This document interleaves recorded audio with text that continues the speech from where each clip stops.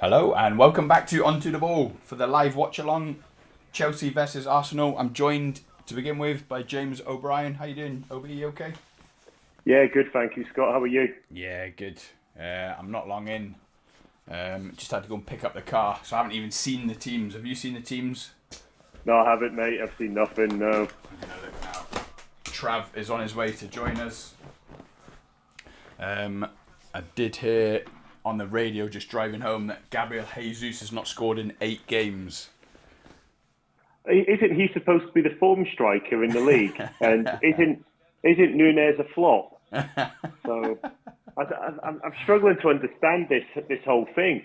It just shows you, though. It does show you. I mean, when you're playing in a successful team, you get a little bit of leeway. Whereas obviously the results aren't going for Liverpool at the moment. I'm not making it all about Liverpool, but when the results aren't going for Liverpool, it tends to be a focus on the narrative around a new signing isn't doing what he needs to do, and he had 20 million to his price tag as well. But I mean, I do think Jesus is a good player, and he's always been a good player.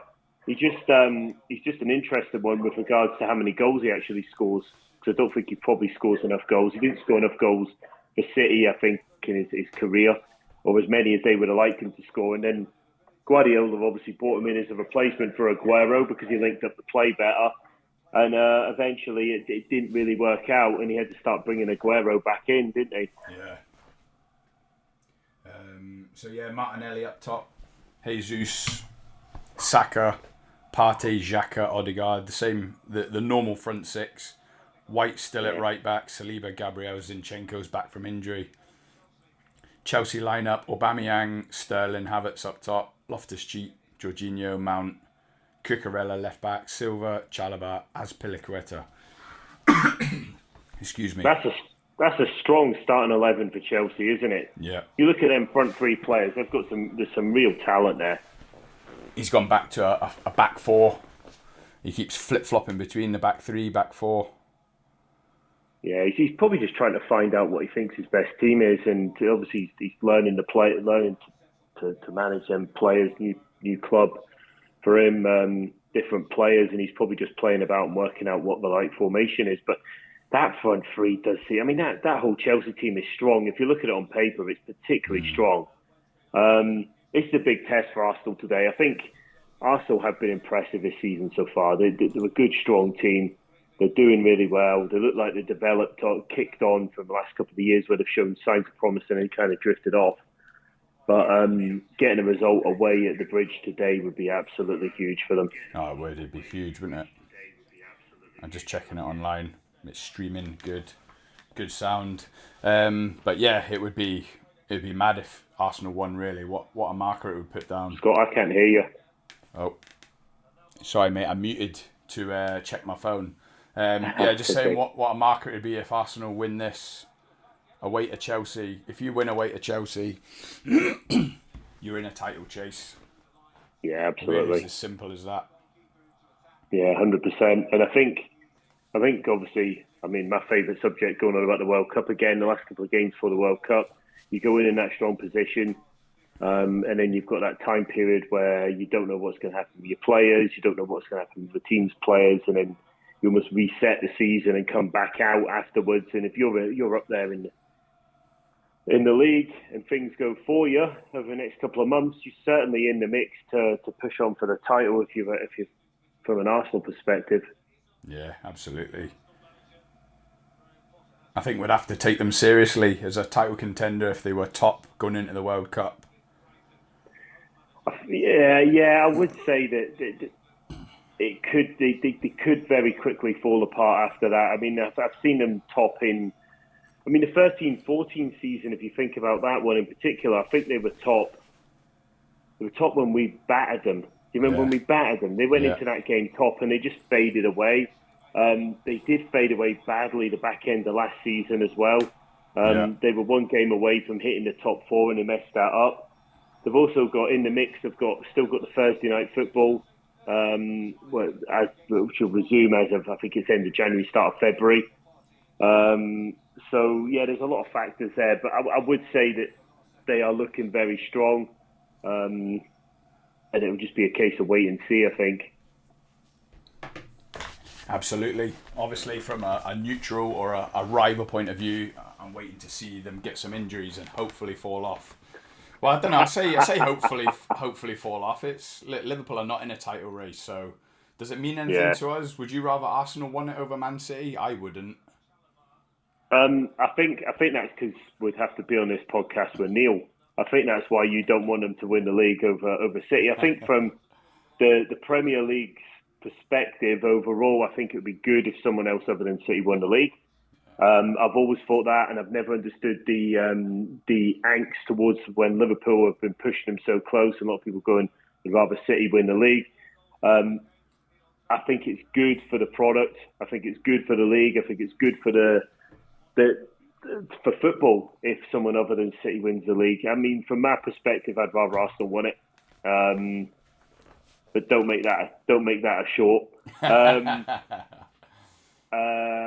yeah, I'd rather Arsenal win it. I like Arteta. I like the style of football they're playing. I like the fact that they are young, fresh, going at it. I think it's good. It's good for the league to have someone else winning it, and they're a good club as well. They are a good club. Yeah. I don't know. For me, if Man City win it, we just blame the oil money, and it's easier to digest. So for me, I'd go Man City, purely from a selfish point of view. And then when Newcastle kick on in a couple of years, you're going to do the same thing. Yeah, absolutely. Just blame the money. Mind you, I say blame the money. Like Arsenal have spent a pretty penny, haven't they?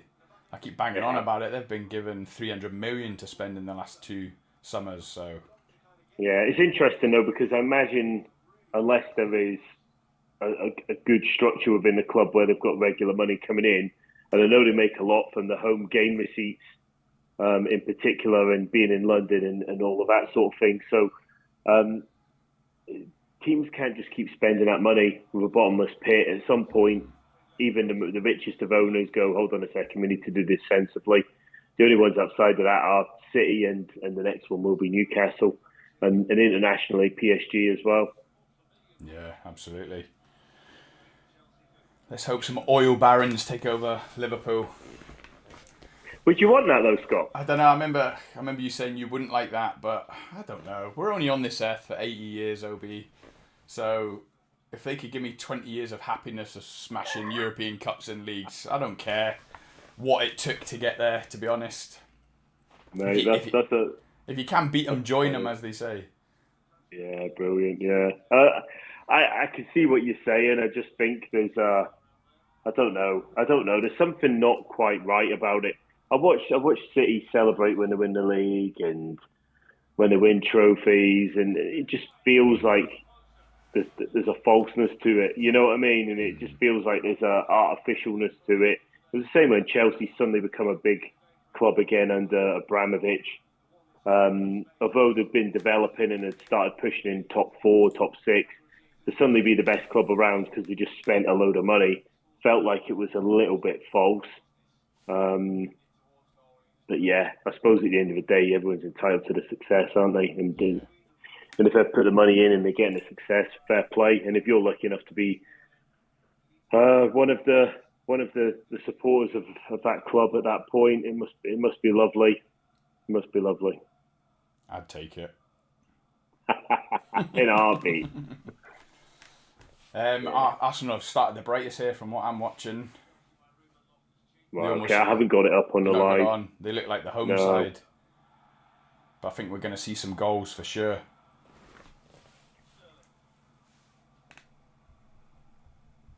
I'm just texting my daughter.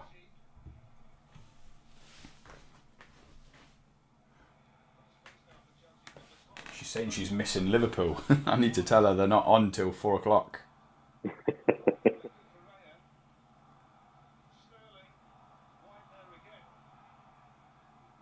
I think with Arsenal playing away today, I think it's a big moment. I do think it's a big moment. London rival. I think with Chelsea in particular, I think they're the sort of team that will go out the way to turn them over as well. Yeah. And they'll get the crowd up. I imagine what Arteta said is go out there and silence the crowd, get an early goal, keep them disinterested, give them nothing. and that's probably the way they'll approach a game, try and dominate from the start. Yeah, absolutely. I was listening to TalkSport on Friday, and Darren Bent was saying that Graham Potter needs to turn it around quickly, or he could be out of a job. And when I was driving home, I was thinking, this is why these pundits are ridiculed by everyone, because they're stupid. But when I went home and I looked, he hasn't won in 3 league games. Now I know it's only 3. He's drew 2 and lost 1, but winless in 3. I did think, well, maybe he has got a bit of a point. So yeah, if they don't win today, that'll be four league games without a win, and they are slowly dropping out of that top 4, which is good from a Liverpool point of view. Yeah, absolutely. Wow, it just shows the instant requirement, and I think this is where Arsenal have kind of shone through as a club in recent years, because they've stuck with Arteta even when he's been under pressure. They could have easily got rid of him in the summer after failing to get into the top 4. They chose not to do that. They saw progress. And I think sometimes sticking with a manager, if you deep down believe he's good enough, is worthwhile for the long term. Even if it's short term, it's a little bit of a journey and it's a bit rocky. I think that there is a real thought process that says that you've got to find the right man and stick with him. And all too many times Chelsea have just twisted after one result, after a couple of results. It's an inset thing in the club, even with the new owners. There's still some of the same old faces in there, and they'll still be pulling the strings, going, "Oh, we need to change." Yeah, absolutely. And the thing is, when you come in mid-season, it's almost like a free hit that season, isn't it? You shouldn't be judged or counted on for anything really in that first season. Like you say, it's not your players, you've inherited them. Yeah, absolutely. And he has another chance to build anything yet. He's still tinkering around, he's still working out his best team, still working out what players are capable of doing and not capable of doing, and then making his decisions based around that. Yeah. I'm still shocked they signed Aubameyang. Even more shocked they paid money for him. He's like washed up in the Premier League. 33 is he now? Chelsea, with all their money, the amount they spent on Lukaku, shipping him out on loan. That's the thing with these clubs. They can afford to make £90 million mistakes and then just throw another 20 million at a 33-year-old striker. He's probably on 300, 400 grand a week. It's a little bit insulting for the supporters who pay the money as well. I think to just go, okay, we're going to bring in Aubameyang, and if it doesn't work out, we'll just bring in somebody else, and we'll just bring in somebody else. There's a point where it becomes difficult to swallow as well. I've always found the way Chelsea do business to be a little bit underhand, and something doesn't quite ring right about it. It's very much cutthroat, in, out, but it follows the same sort of style that a lot of clubs abroad use, Scott, where they change their manager all the time, they change their players all the time. It's that type of model. Yeah, absolutely. Arsenal are still on top. They're looking the most likely to get the breakthrough. Yeah, I was saying that, I've just been watching it thinking this is going to be a 0-0. A live stream 90-minute 0-0. You said there'd be loads of goals about 5 minutes ago, so it's obviously it's one of them that you don't know if it'll just slow down a little bit. It just needs the first goal. I think for probably the game's sake, I think if Chelsea got the first goal, that would be really interesting. I think if Arsenal got the first goal, I think they could probably kick on, especially with Chelsea's poor form. So I think that would probably help them. But from a Arsenal perspective, I think it would be interesting to see when they're in the deep water what actually happens. Good afternoon. Here he is. Hello. How are you, Trav? Yeah, I'm good, thanks. Are you? Yeah, good, thank you, mate. Really good. Nice. How's the game started? I've just locked in now, just tuned in. Yeah, I was just saying it's a quite a rough game. They're getting stuck in, but no real chances yet. I think I've just jinxed it, saying that we might be doing a live stream 0-0. I hope I'm wrong. Nah, I thought a 1-1 draw, but I don't know. I don't know how it started really. Is it cagey? Yeah, They're getting stuck in, which is good to see, and typical of a London derby. Yeah. We just need a goal to liven it up a bit, and Arsenal look the most likely. Do they? We were just saying, Trav, it'll be interesting to see, because I think it'll be interesting to see Arsenal in deep water and conceding the first goal and see how they respond. I think if Arsenal get the first goal in this game, I think it's one of them where they could probably go on and dominate. Yeah. Because of the form they're in and the lack of form Chelsea have shown recently. So it'll be interesting. I would like to see this Arsenal team tested a bit more in some of these games, and it'll be interesting to see how they react, because I think they have got something about them this year that they haven't shown in previous years. Yeah. But it'll be interesting to see it and see it play out, because there's going to be games where they're going to be down and not be able to pull it round. I thought they were a little bit unlucky against you boys up at Old Trafford. Yeah. Where they showed a lot of heart and a lot of ability and just didn't quite get it over the line. They're unlucky not to get something out of the game. Yeah, they did get large periods. Yeah, I agree. Yeah, and it'd just be interesting to see how they go in some of these away games that they're going to have between now and the end of the season. Yeah.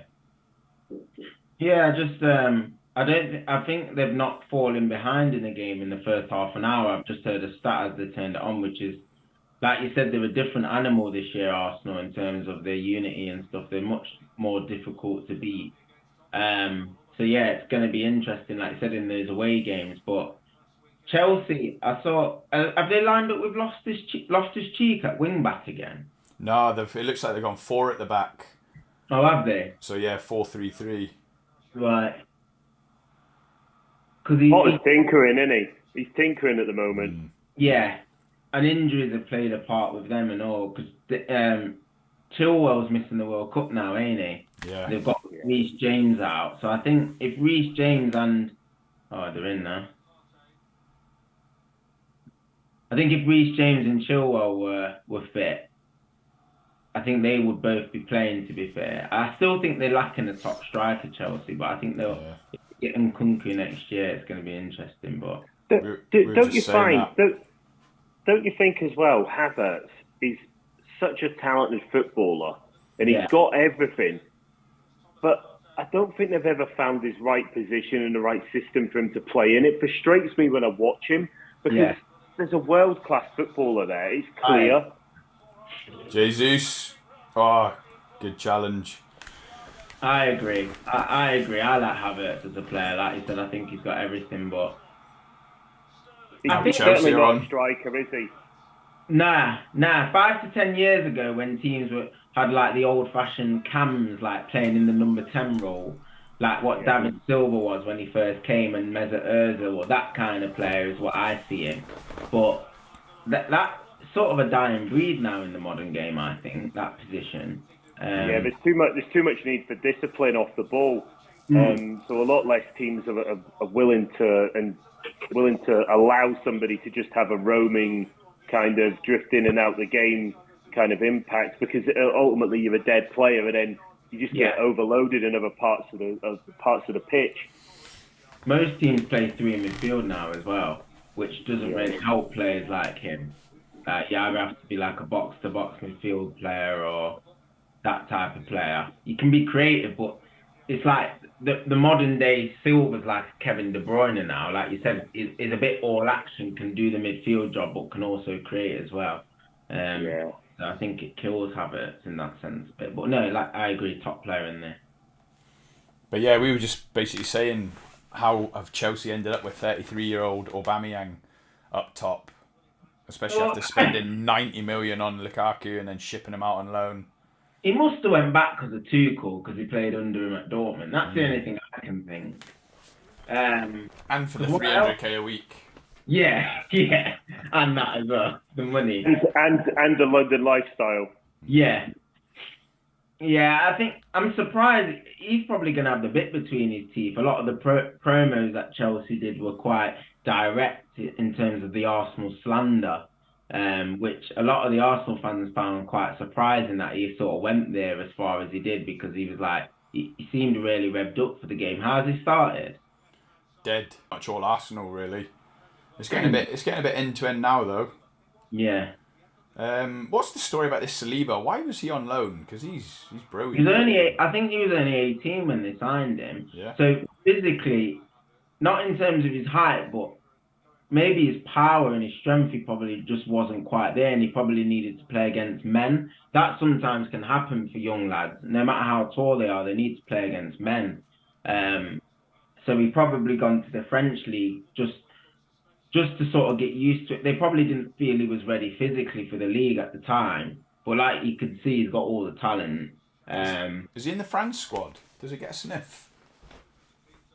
It's a good question. I'm not 100% sure, but with Varane's injury problems, I wouldn't be surprised if he goes to the World Cup. To be honest, they've got Jules Koundé, who went to Barcelona this year from Sevilla. So I think him and Varane will probably play, and they've got like Lucas Hernandez from Bayern. But no, I think Saliba's in with a shout, especially with his form this year. He's completely transformed Arsenal's backline on his own. They look a different animal with him playing there. So yeah, I wouldn't be surprised if he was involved.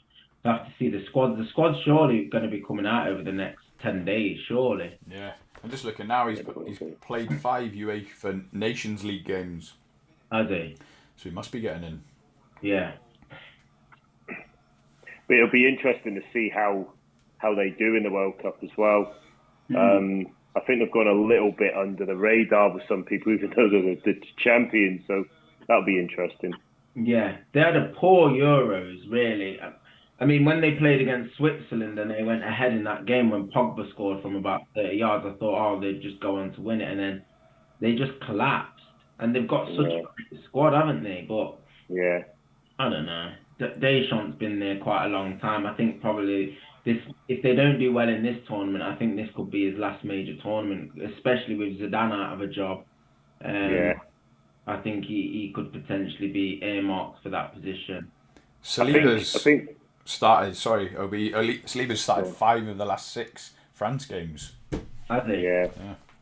And I think that's right, because he has shown a lot of promise, and he's starting to come to fruition now, and he's doing it at a high level of football as well. So yeah, no, that's good. I think player for player, I think France have probably got the strongest squad in the whole of the World Cup. I really do.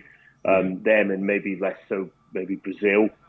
And I think they're the 2 to watch. But I've also got this little sneaky thing for the Argies. So I think Argentina might be there or thereabouts. Messi romance, final tournament and all that. Yeah, there's something about that, isn't there? And it's just like that they know how to manage games at points as well, and it's that ability to do that in a tournament. It's huge, isn't it? So I've just got this little feeling that Argentina, Brazil, and France will be the ones at the back end of the tournament we'll all be talking about. There's just something brewing about Messi, isn't there, in the World Cup? It's almost like it's written in the stars. Are you going for your surprise pick, like your dark horse, or? Nunez-led Uruguay. Top goal scorer. They've got a good team as well. They have got a good team, yeah. Yeah. What about yourself? I don't know, like I always think, Belgium are due a good tournament, but they just never do it. I don't know what it is. They never do it.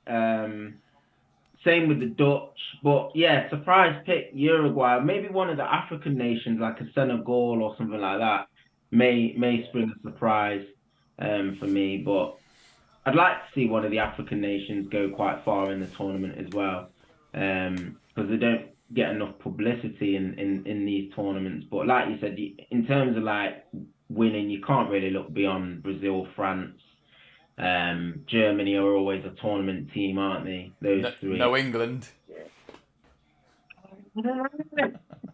I'm not having it. Doing with England, I don't know, man. They've got the players, but they just I don't know. I know they did well in the last Euros and stuff, but World Cup's just different, man. I'm not having them. I think if they had a top manager, I'd maybe fancy them a bit more. Yeah. The guy himself. He's not a top manager. He's had a little bit of luck. he's had good players come through, and he's probably done as well as he should have done, given the run of games that they ended up with, particularly in the last World Cup. The run was ridiculously easy. Yeah. And it made it look really, really good. And then even in the Euros, I think he had quite an easy run as well, if I'm being totally honest. And still messed it up. Big win. Yeah, and still messed it up. Yeah. Ole Gunnar Southgate. Ole Gunnar Southgate. They're not going into the tournament in the greatest of form, are they? I think they've won like one match in the last 6 or 7, like Nations League and friendlies combined. Like I think Hungary beat England at home like 4-0. Everyone's just gone to town. The Germans should have beat England. They were 2-0 up at Wembley. It's just the results just haven't been great at all. And like you said, even more so the performances. I think a lot will be told by the squad that he picks, because it's obvious he's going to pick Maguire. He keeps picking Maguire even though he's not playing at club level. Keeps going with the same players all the time. And like you said, Ivan Toney, Calvin Wilson, Tomori. You got loads of players who probably should have had more game time to prove what they could do, and they just never get the game time. Bellingham's on the one that bothers me is Maddison as well. And it's like, get him in that team, just give him games. Yeah. And it just annoys me, because if there's a guy in form, a guy playing well, and he was fantastic again last night. Flying header, missed the target. Maddison, not even just in the squad, OB, but in the team, he's on fire, isn't he? Yeah, absolutely, and it's just bizarre that Southgate doesn't think to himself, I'm going to put somebody in based on form, which is what he always said he would do, and he's ended up with the same old favourites. Yeah. And that doesn't help. That doesn't help anybody. You know what I mean? Get the form guys in, mix it in with people you can trust in key positions. Get them together and then just see what you can do in the World Cup. And I always feel like England are going to become quite defensive at certain points in the game as well. Rather than go out and try and win it, we're going to try not to lose games. And I think we'll come stuck, because I don't think we've got defenders that are good enough, if I'm being totally honest. And I don't think the keeper's good enough either. Yeah. Jesus has got a score there, by the way. Yeah. Jesus is showing why he hasn't scored in 8 games there. That's a big chance. He's got to put that away.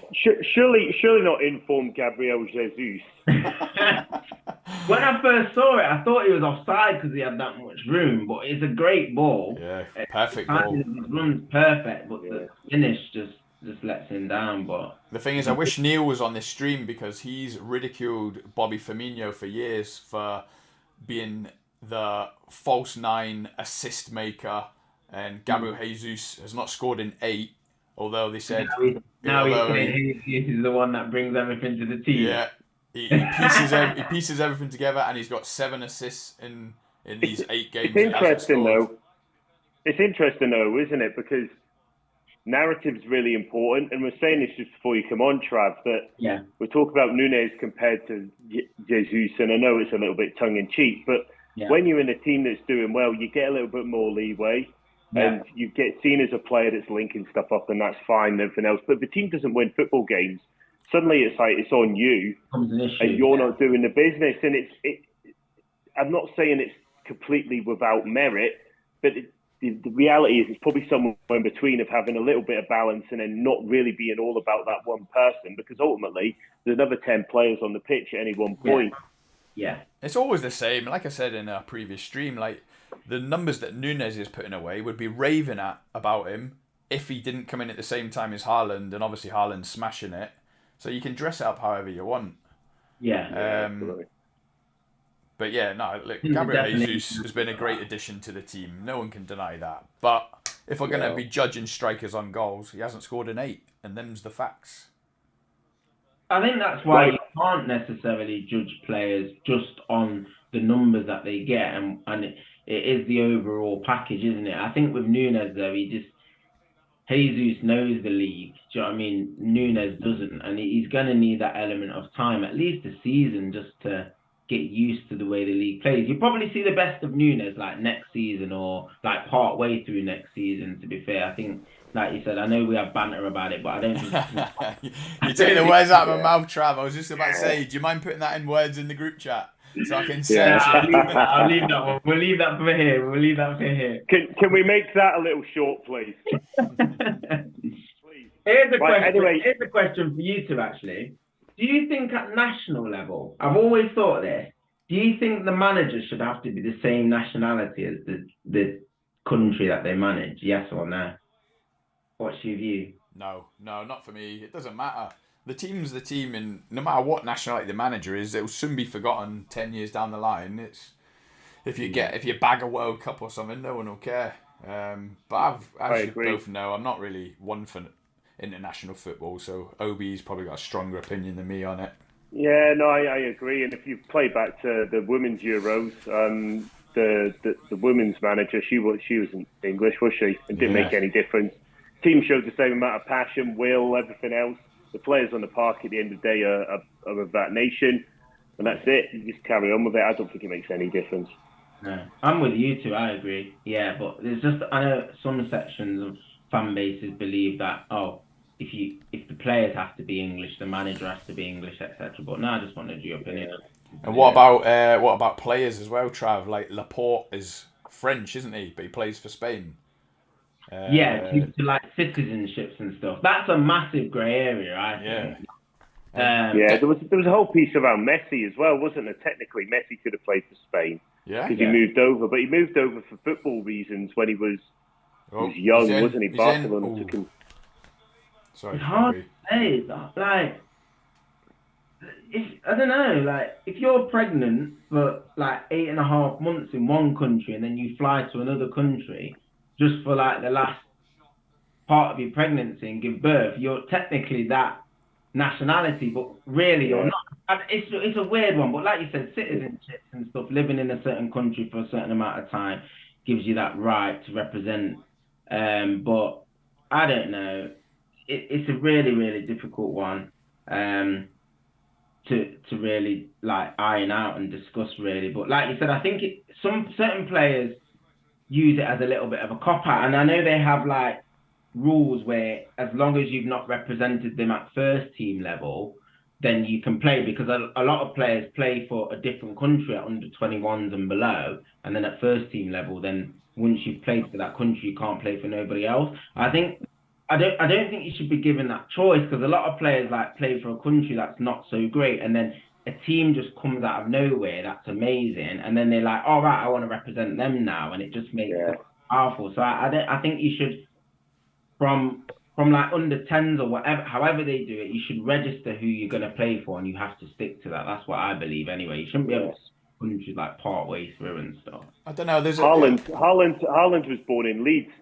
Yeah, I was going to say that. And it's like, ultimately, you could play that through, and it's really difficult. You know what I mean? I think with the world now, with people moving around the world so much, you're going to have this. You're going to have people who are have mum and dads from different countries, and they live in different places around the world and move around. It's a very global thing nowadays where people move around a lot. I think you're just going to have it more and more and more, and I think they're just going to have a set of rules, and you're going to have options, and it's going to be what you feel inside is your country, or what gives you the best chance to play international football, which is, I think, is what's happening more and more often. That's what I was going to say. Like Wilfred Zaha, he didn't get a sniff for England, did he? So where's he now? Is he Nigeria? Ivory Coast. Declan Rice played for Ireland, didn't he? At youth level. Grealish as well. Grealish was another one. Was he? He was Ireland up till he decided not to be. Cucurella, what nationality is him? Does he get in the national side? Spanish. Does he get in the squad? I think so, yeah. He's a top player, isn't he? Yeah, he is. He's doing well. He's a bit of a weird one. Right, signing. Sorry, Obi, you shooting me? Yeah, I've got kids football this afternoon, so good luck with that. Obi, enjoy, mate. Yeah, I'll be running the line, so keep me updated on what's happening. Don't be shy with that flag, yeah? We'll love a bent linesman. Always 70-30 in our favour. I shouldn't say that online, but there you go. Right, so, cheers, guys. Yeah, see nice one, Obi. Take care, mate. Tune in on the Liverpool game, Obi, later, yeah? Yeah, I'll do what I can, yeah. Nice one. Cheers, mate. Cheers, mate. Enjoy. See you later. Bye. Have you watched Match of the Day yet, Scotty? No. I haven't watched it yet, but the games look carnage, mate. The scores that were coming in, you had Leeds who were 3-1 down, they came back and won. You had Forest 2-2, they scored in the last minute. Wolves lost, was it 3-2 at home to Brighton? Did they score at the end as well? Yeah, Brighton scored right at the end as I well. seen But yeah, Leeds won 4-3 because I picked them on my coupon. did you? And then I watched the last 5 minutes of Man City on my Did you have dodgy that one box. as well? No, but I had them on last man standing. So it's Ah, like you were Man covering City is always like your trump card. You think it's yeah, almost like a buy to the next week. So obviously 24 of us picked Man City and there's only like 30 of us left in it. no way. So I was watching it thinking I'm going out of last man standing with Man City. I can't believe it. The kitty's up to £1,000 as well. Is it? And then Kevin De Bruyne threw himself on the floor for that penalty. So everyone's back in now then, We're more all or less. back in. It was going to be a massacre. 24 people No way. out. I'm just looking at it now to see what everyone else picked. Leicester one as well. They're like starting to like their performances are starting to improve, aren't they? Yeah. They're up to 13th now, which will be a big relief for them. They've won 3 of the last 4. Yeah, And that 4th game was Man City, which obviously they wouldn't be expected to win. So, yeah. yeah, they're showing an upturn in form. Maybe Brendan Like, Rodgers' job is safe. Like you two were saying, Madison's just found that tune, and he just everything's going through him now. Tillerman scored a banger as well, apparently. Who? So Tillerman's. Oh, yeah. Yeah, I seen he scored. So yeah, I need to watch Match of the Day later on. That Leeds Bournemouth game, that Somerville who got the winner against you, he bagged the winner yesterday as well, didn't he? He looked Yeah, they were 3-1 down, weren't they? Yeah. What a league. Game. It's mad, isn't it? Yeah, it's crazy. Yeah. Brighton did win. Didn't even see that. Yeah, Pascal Gross. Wolves are in trouble. Wolves are in trouble. Their identity. I've got a good friend who's a Wolves fan, and we obviously talk about football all the time, but he's just really, really down in terms of like the state of the club and how they've just sort of lost their identity from the Nuno Espirito Santo days with like Jimenez and Jota up top and Ruben Neves, who's obviously still there, Connor Cody. He just reckons the heart's been ripped out of the club, and it's just they're a tough watch. Like Have they got a manager? Have they put someone in? I think so. 1 second. Let me double check that actually. Because there was rumours Espirito Santo was going to go back, wasn't there? Yeah. Yeah. They're just showing that Jesus chance again. He should have put that away. Sevilla manager's been just recently been appointed, but I don't think he took charge yesterday.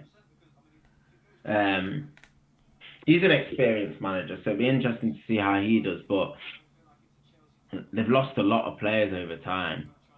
Like Raul Jimenez used to be a top batsman when Wolves first came up, didn't he? He was scoring all the time, but he had that injury to his skull and that sort of set them back and stuff. But yeah, I fear for Wolves, if I'm honest. I weren't at the start of the season, but now I watch the performances and the way they're conceding goals, and I just can't see him surviving the drop, to be fair. Yeah, I think I agree. As soon as they brought in Costa, I thought, Jesus Christ, he's washed up. He's not going to save you. That's 37, isn't it? Yeah. And he got sent off, didn't he? So that's him banned for 2 or 3 games. Yeah. I think I've jinxed this. This is going to be 0-0. Not me. I reckon there's going to be a goal second half. Arsenal will take a draw there, I think. We've got in the comments, Coach's Corner. I know him, Hanno. How you doing, mate? Oh, Chelsea, we love you. We would love a Chelsea goal, to be honest, Hanno. Well, I don't know. From a Liverpool Man United perspective, we'd rather Arsenal won, wouldn't we, Trav? Yeah, just box the top 2 off, like. Yeah. And just, from our perspective, just create a little bit of a gap between Saka. I think you're slightly ahead of me on your stream. Yeah, we're 41, 04, 05. Yeah, I'm 40, 50, so Arteta's raging, challenging on. It's a definite foul as well. No way.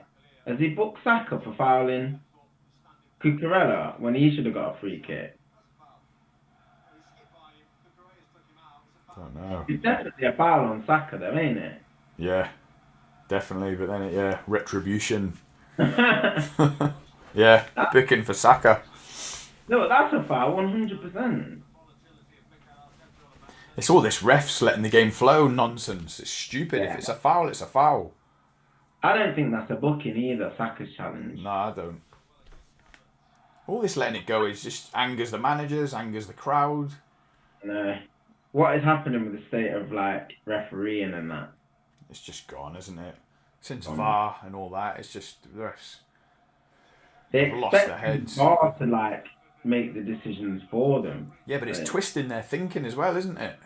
Yeah. Like they don't know what decision to make anymore. It's the same with linesmen. When when a goal's scored, they put up their flag. Yeah. And it's just it's pointless putting up the flag. VAR will get it whether it is or it isn't. But it's almost like, in my opinion, that might have been offside. And it's like, well, why put your flag up? You don't need your opinion. It stops the guys from celebrating. And VAR will rule it out if it's on or off anyway. So I think the dangerous thing about it as well is that they check every goal. Yeah. Like, they don't have to check every goal or every incident. Like, every penalty that gets given, they're checking it. And it's just like, it's causing unnecessary delays. You're meant to check when you're not sure. And we're just taking the element of the reffing the game away now. It's like robots are reffing the game, and that's not how it should help the game flow. It's not flowing well enough. If you look at rugby and even tennis with Hawkeye and stuff, it's just dead quick and efficient, and the communications there, you can hear what the ref's saying to like the TMO and stuff. But in football, it's just all private. Referees just get so much protection. It's not fair, really, on the fans. The timing's still the big issue as well. I don't know if you, like you say, you haven't watched Match of the Day, but Haaland scored in the 80th minute. Yeah. It was a quick video. You could see he was offside.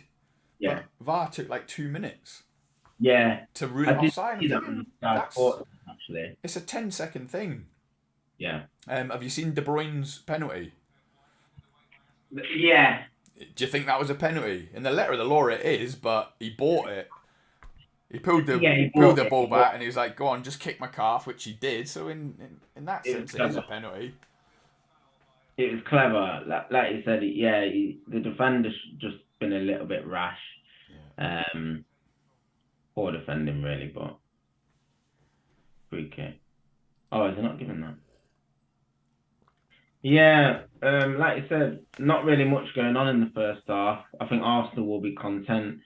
I said it. I didn't think they would. I thought they'd dominate the game, but I didn't think they'd go all guns blazing. They don't have all guns blazing, no pun intended. But I didn't think. I didn't think they had to go all out to start with. They'll be happy with this at halftime. They can go and nick the team 1-0 if they're going to go and nick it. Absolutely. Away to Chelsea in a London derby, you take 0-0 at half-time, especially if you're sitting at the top of the league. Yeah, yeah. It's just another tough away game ticked off if they can avoid defeat. What are you thinking about the Man United game? Are you feeling any more confident than you were Thursday night? Depends on the team news. I've had a look at Villa's team news, and they've got quite a few players out, haven't they? Which filled me with a little bit more confidence. But yeah, I'm just hoping we can get the job done. I don't know why. I think United play better when they're not on TV. It's a weird thing, but like when we play Villa, we've got a good record at Villa Park. I think it's the last 24 games against Villa we haven't lost or something. Yeah. Ridiculous like that. So yeah, let's hope we can make that 25 today. It all depends on the team news. That will be out in 15 minutes time. So I'd like to see the kid Garnacho start again, but it just depends how tired he is. Is that a corner? Yeah. Corner. Some nice work on the byline. Last chance before half time. Yeah. Xhaka's turned into a bit of a monster of a player, hasn't he? I hate saying that, but he's been ridiculed for years, hasn't he? Yeah. Half time. Half time, not much to talk about. I think I've jinxed it. I said it'll be 0-0 after 10 minutes, and it's looking a tight affair. Yeah. I thought one each, so Still on for that. But There's the front. how you feeling about your game? Any news? Team news early team news. No, there's none yet. I'm just going to get the door. One sec. Yeah.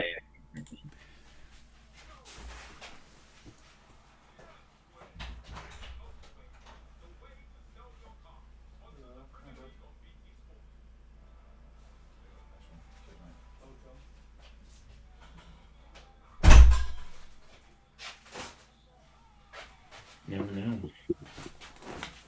I'll take 0-0 from a United perspective as well. Yeah, draws. Like we've said before, they're almost like losses. So yeah, definitely take a 0-0 or a 1 each. That was just the postman.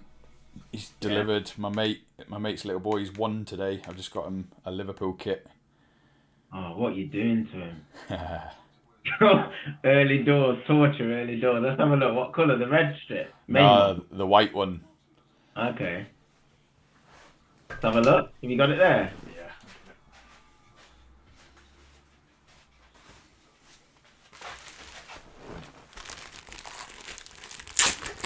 Cost a fortune. I bet they did. What, full kit or just a shirt or what? Full kit, 55 quid. No way. They used to be like 35, didn't they? Yeah. The men's shirts are about 100 quid now, aren't they? That's without even prints on it. Crazy.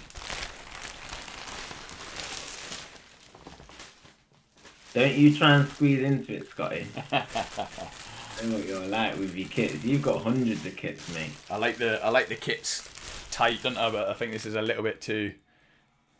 That's nice, mate.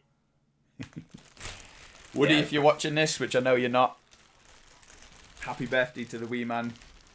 How much was that? 55? Is that including the printing and all that? 55 quid all in. Yeah. Absolute madness. He'd have grown out of it in a couple of months. Well, that's the thing, innit? To be fair, I got him the yellow one when he was born, and my mate texted me a couple of photos of him wearing it. He looks the bizzo, so. No. What a day of football today. I know, mate. Yeah, like I said, I'm looking forward to it. I think I'm ready for our game, to be fair. I'm ready to see what team. I can see Rashford coming back in and stuff, but I think it's going to be tough, but I do think we'll win the game. So I'm looking forward to seeing what the team news is like, seeing the reaction on Twitter. United fans are the worst for when the starting lineups are announced, mate. Why ain't he playing? Why ain't he playing? Just carnage. It's just an hour of carnage, mate. Just different tweets from different people about the team and that. But the thing is, as fans, we never learn, although I hope I've learnt now after Milner played right back against Man City. Yeah. And then look how that turned out.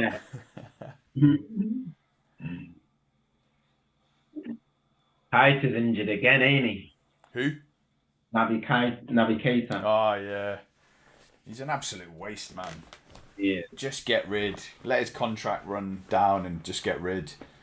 It's easily Klopp's biggest flop. How much was he? 58? Yeah, something like that. 58 million. 5-year deal. He's just been constantly injured for 5 years. I think him and Minamino have been Klopp's worst signings, maybe. I don't count Kebab and all that. You know, the centre back. Is it Kebab or Kebab? Kabak. Yeah, not counting them and Colker and, lone dead cats. It's been Naby Keita, Oxlade-Chamberlain, and Loris Karius. Them three are They're the by top far and away the worst. In any order, mate. It don't matter what the order is. It's just all three of them. And then closely followed by Minamino. He's up there as well, to be fair. He's knocking on the door. Yeah. But, although we got good money back for him. Double what we paid for him, so... Have you sold him permanently now? Yeah, he's gone to Monaco.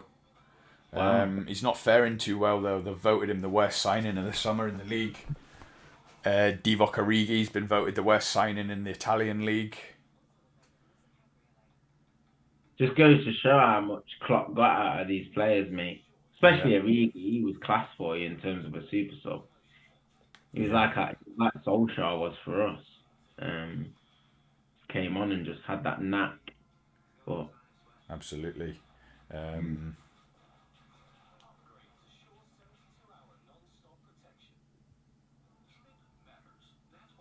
Yeah, it's like you say, it's leaving Liverpool to go. I mean, how many people have left Liverpool and gone on to bigger and better things? Not many. It's a bit of a jinx the last 10 years when you think of like Coutinho, Wijnaldum, now Origi, Minamino. Coutinho had the worst. Yeah, He left you, he's not even and getting in the Villa side now, is he? then he played you for Barca in the Champions League. You knocked them out, and then you went on to win it. He must have felt so much pain. You won it the year after you sold him as well. It was incredible, mate. He must have felt so much pain. He did win it though, didn't he? With Bayern Munich. Yeah. Crazy story. Yeah, he went on a couple of loans and that. It was weird. Like, what a player, but he was just getting fished around everywhere. It was just weird, mate. Barcelona's just a strange club, isn't it? Yeah. When you think, obviously, they brought in Aubameyang for free and then sold him 6 months later for 20 million. It's just I know. They wanted to get Memphis and De Jong this summer. They bought in a load of players. They've not gone through in the Champions League. They owe a shed load of cash. PK's retired because they couldn't afford to basically pay his contract.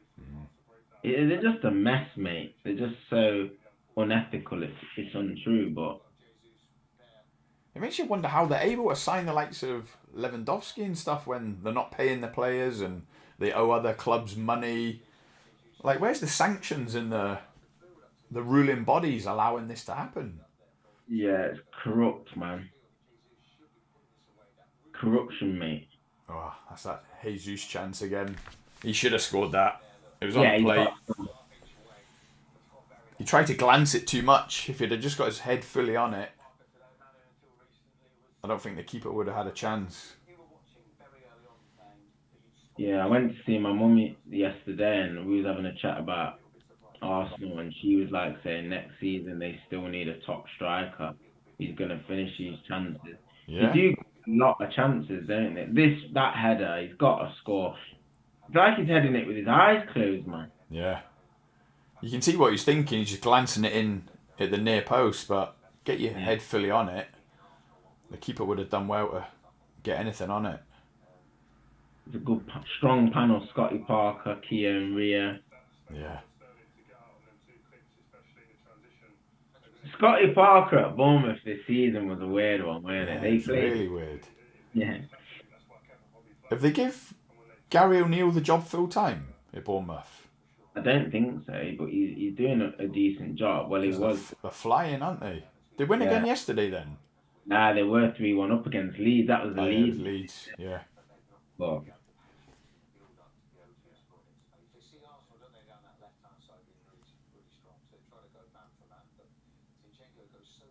I can't believe there isn't a 2 o'clock game on Sky.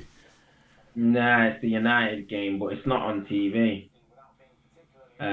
Is there any game on? There is one. Yeah, there is Southampton, Newcastle, I believe. Oh, yeah. Yeah, Southampton, Newcastle at Southampton, which is a test for Newcastle because, like you said, you don't know what Southampton you're going to get on the day, but they can take points off people like they did against Arsenal and that. They can cause a problem on the day. Yeah, absolutely. Just looking at the Liverpool. When you said we got any injury problems, obviously Naby Keita has been well documented now, but I'm hoping Konate, that's him back fit now to join Van Dijk in the centre of defence because he makes all the difference. Like I've said before, I feel sorry for Joe Gomez. I do because he is a player, but it's like he just makes wrong decisions at the wrong time. We just look so much more solid with Konate or Matip joining Van Dijk. And then hopefully Thiago remains fit for the rest of the season, which I'm not holding my breath because he never does, but is he fit now then? Yeah, he's fit now, so I think the only question mark will be Henderson or Elliott on the right side of that midfield. So it'll either be Henderson or Elliott joining Fabinho and Thiago, and then Núñez will be off the left again, I presume. Firmino in the middle, Salah on the right. Yeah. But that's obviously on paper, and it might be a totally different team. With us playing midweek. Do you think it's Napoli. a must win or a must not lose, or what type of game do you think it is? I think you've got to go down I don't know. It's a tough one. I've pretty much given up on top 4. And I know there's still a lot of football to play. We've got the World Cup to get through, and then everything can change. But I'm not holding my breath on us winning 10 games in a row, and I think that's what it would take. A real upturn in performance. I just can't see it. So, I don't know. I could see us winning, especially with Son out now. Kulusevski, I presume, is still out. Richarlison's still out. So, hopefully keep Kane quiet and get the 3 points. But we haven't won away from home in the league this season, so... You're not all season? No. 5 games, no wins. It's mad, isn't it? Yeah. A defeat today would be damaging as well. Oh, it'd be huge. Against a top 4 rival, Klopp would definitely be under the flipping microscope today if he lost, because... The thing is, Spurs need it as well, don't they? Yeah. They've dropped a few points recently, so they're going to be needing the win to try and cement top 4 as well, so... Huge game. Huge game. What time's kick-off? 4? Or 4:30? 4:30, yeah. God, the first and second are stretching away now, aren't they? Man City, Arsenal 32, Tottenham in 3rd with 26 points. We're on 23, I believe. Yeah, 23. And we're languishing in 9th on 16. If we can win today, go on 26, put some pressure on Spurs before they play you, that would be good, man. That's what we need to do. Team news is going to be out in a minute. Yeah.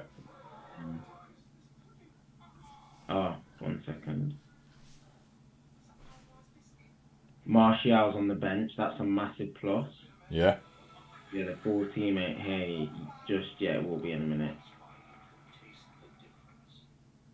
So I'm guessing he's going to go Rash through the middle, Garnacho and Anthony. Probably the same back line. Here we go.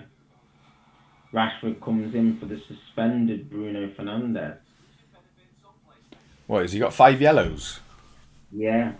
So it's De Gea, Lindelof, Martinez, Dalot, Shaw, Casemiro, Eriksen, Van de Beek. Van de Beek? Van de Beek.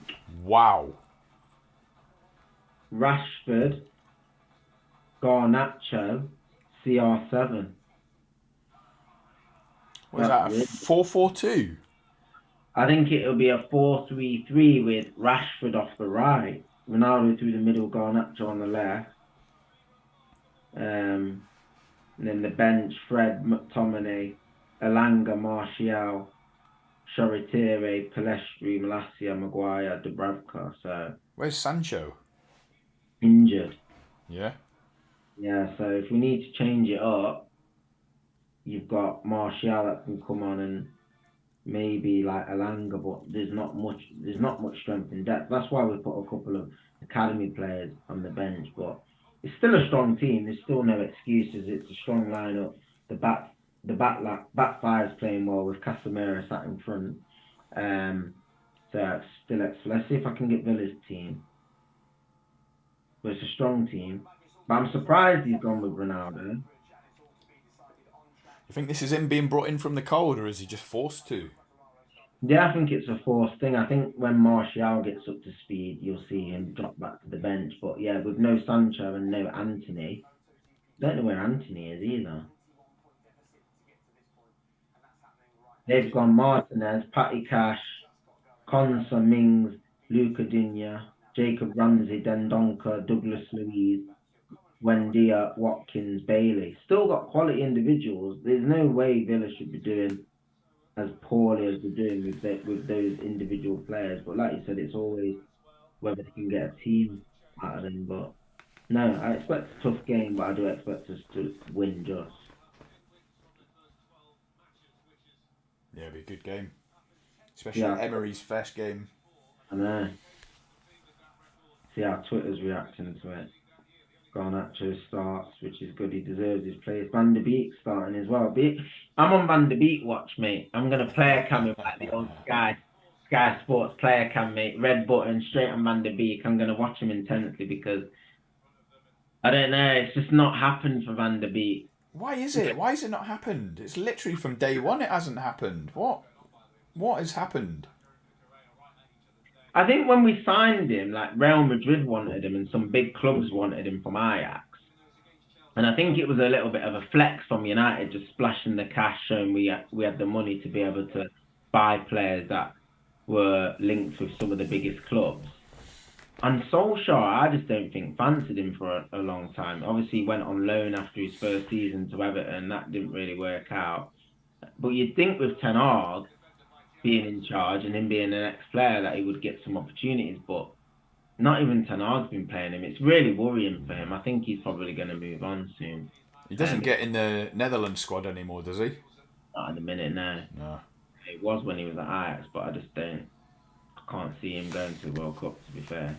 Maybe he just fell off the planet, like Dele Alli type thing. He just hasn't got the hunger anymore. Maybe. Let's see how he does today. Yeah. Oh, good corner. Yeah, second half underway. Arsenal on the front foot again. Chelsea miss Rudiger at times, don't they? Yeah, and Christensen.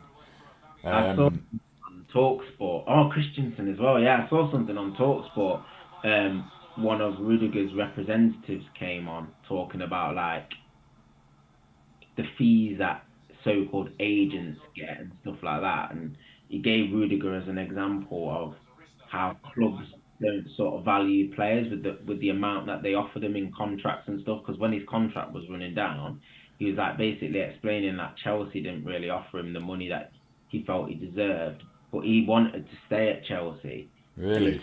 He's talking about like perception of like fans think these players just leave for money and stuff, but he actually like he wanted to stay at Chelsea, but they just didn't value him at the level that he thought he was valued at. But I think he's an amazing player. I think he's top draw.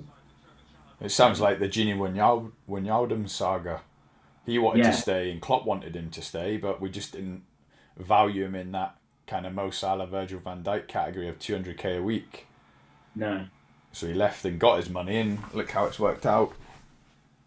And this is what I don't get. Like, I get like they spent 70 million on Fofana from Leicester, but he's young, so I understand that. But then they sold Rudiger and got Koulibaly. Like, I just don't. I don't understand that. Do you know what I mean? You're getting somebody who's like 31 and doesn't know the league, and you probably, as a total package, going to end up spending around the same amount of money. So you might as well just give Rudiger a new contract. He would have stayed. Don't make no sense to me, that one. That's what I've always said. I'd love to know the ins and outs of these negotiations to find out what really happens. Yeah, I know. But sometimes, like you say, it's better for everyone if they move on because the agent gets the fee, they get a signing on fee. Yeah. Like everything, it always boils down to money. Yeah, it does. No, you're right. Is Zinchenko in trouble? Ooh. Oh, he's missed it. Oh, corner Chelsea. Yeah. Arsenal look the most likely to nick this. Yeah. I'm talking about nicking it in the second half's only just kicked off. It's been a pretty boring, tepid affair so far. It only takes one error like that, just a missed kick or something to lead to a goal. Oh, he's done well there. Saliba. Okay. Ooh. Another corner. Bad tackle, he's got the card out. You are? There's a bad tackle coming up. Is there? If you're 20 seconds behind. Yeah. What's he doing? He's got his cards out, but it's like he can't make up his mind. What's that?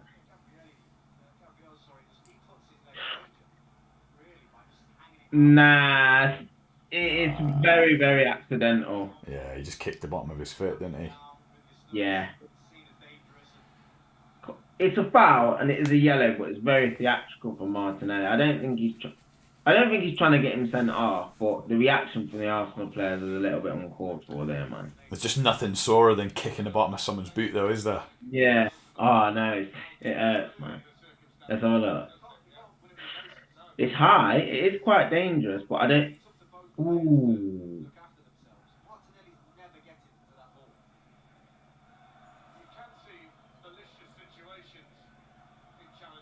Yeah, he's giving me yellow. Oh, they are still yellow. Yeah, it was quite reckless with it though. It was quite dangerous. Nah, it's like you say. Yeah, It's more I think it would have been accidental. a half red.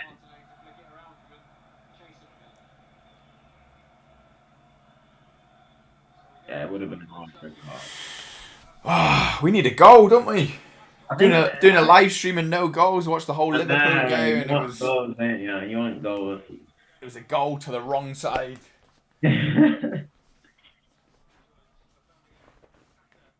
Hopefully, we can get some goals in the United game as well. Like, You're gonna stream it on the old dodgy box. yeah, I'll have a look. Yeah, I haven't played no FIFA today either. I don't think I'm gonna play any, mate. To be fair, I haven't No. played it. Nah, I haven't got time really. I'm gonna live stream with you the Liverpool game later. I could speed run it later, but I think I'm just gonna chill. To be fair, I'm not gonna. 7 hours of football. Wives hating us. Yeah. You got a little Sunday roast going today. No, we were out last night, so we're a bit hungover. Yeah. Where did you go last night? We went to one of our friends' 40th. It was kind Nice. of bring your own booze. Was it? Yeah, in a hall with a DJ. It was good. You had a box of Frosty Coronas. Yeah, had a nice bucket, frosty Coronas. Got pretty smashed. Sang Mr. Brightside on the microphone with the DJ. No way. Don't remember getting home. You sent everyone packing out the venue, didn't you, with your horrible voice? Yeah. I just watched a film called Hustle. Great film. Adam Sandler. He's basically like this basketball coach, and he's just trying to find this rough diamond to go. He's coaching like the Philadelphia 76ers. He ends up finding one.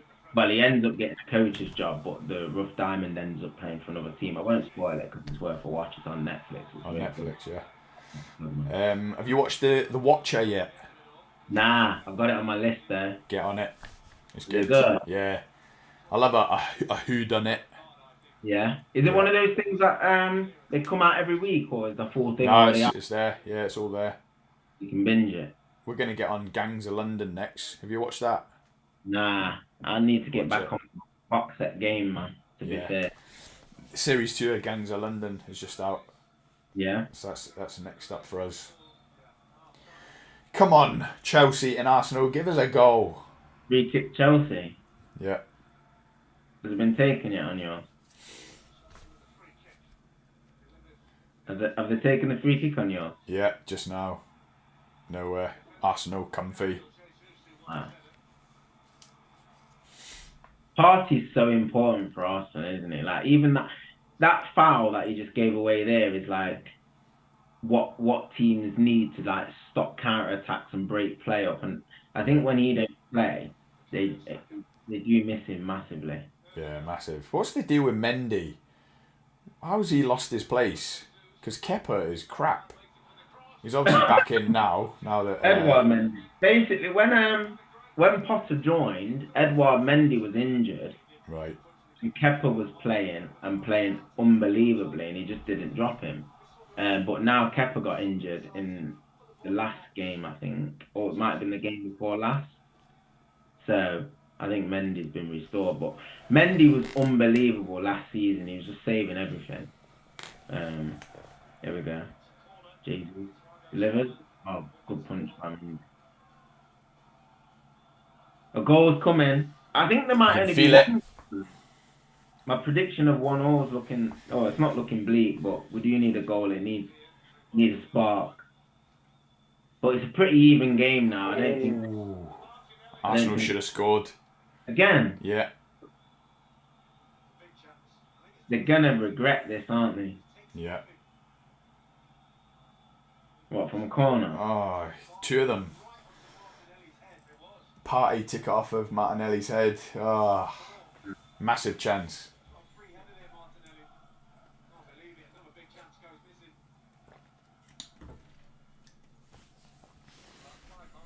Yeah.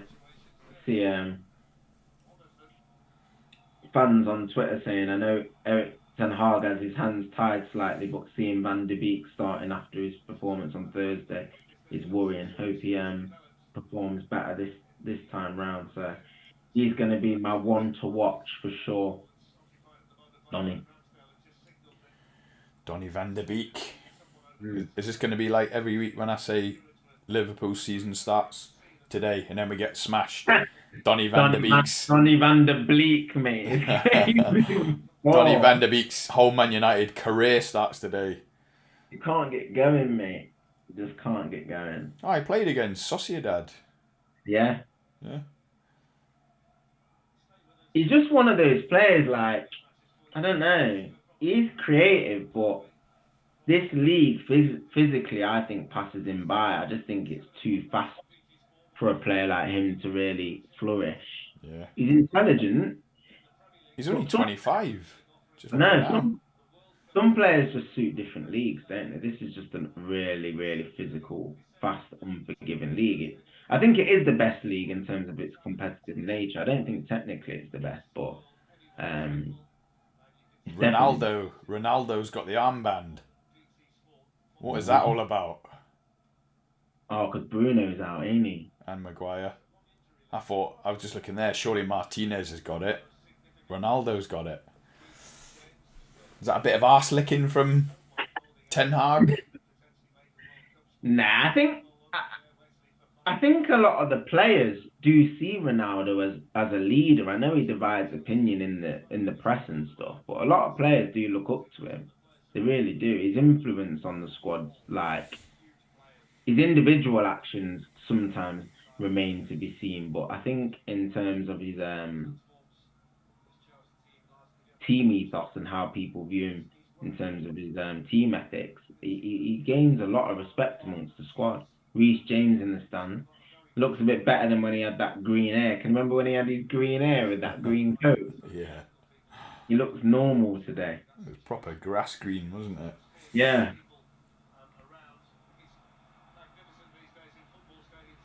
That's Maguire done now, isn't it? He's not even third choice centre back. Nah, yeah. He's comfy fourth choice. Yeah. Fourth choice, definitely. I actually think Eric Bailly was a better player than him as well. But, yeah? Yeah. Where's he now? Went to Marseille. Yeah, France, wasn't it? Yeah.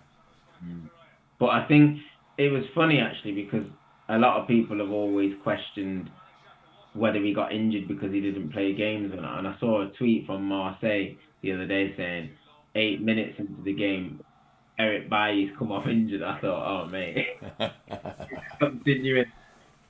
Continuing where he left off at United, but talented boy, but just could never stay fit, man. Referees in the way here. Odegaard into Saka. Good challenge from Cucurella. Cucurella's done well on Saka today. Yeah, he's a top player. Yeah, because Saka's just normally just dynamite and so positive, but I think Cucurella's kept him quite quiet, actually.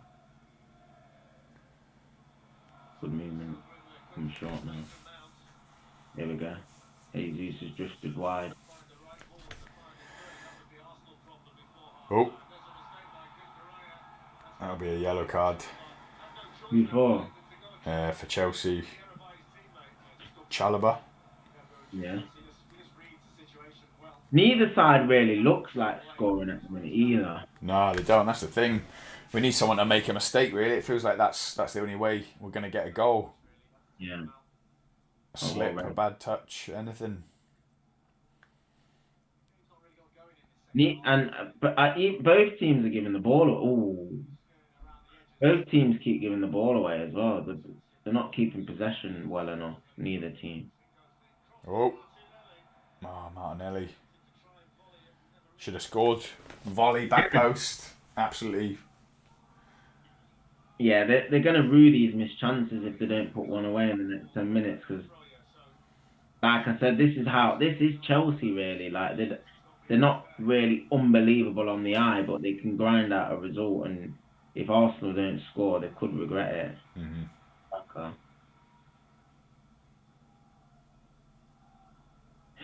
Oh, just behind him a bit. Yeah.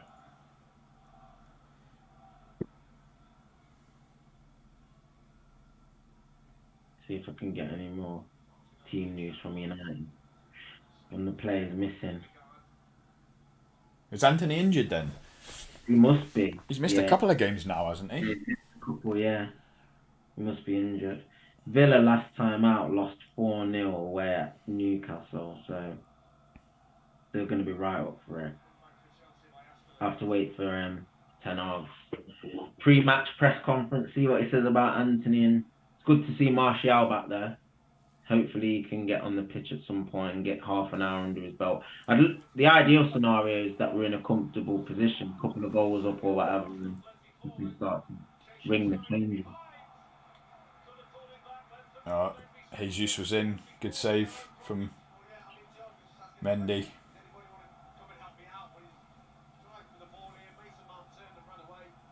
That was a good challenge. Was it? Yeah. On Silva. Oh, he's got to do better there. Martinelli? No, Jesus. Who? It wasn't even on target, even if the keeper didn't save it. He's got to square that. Yeah. Oh my gosh. Get your head up, mate. See, Arsenal are going to nick this, aren't they? You can feel it. I don't know. Not at this rate. They can't finish. The thing is, you think Pep's... Oh, it is now. It's in. Who scored? Saliba. Straight. It looks like it's come straight from the corner.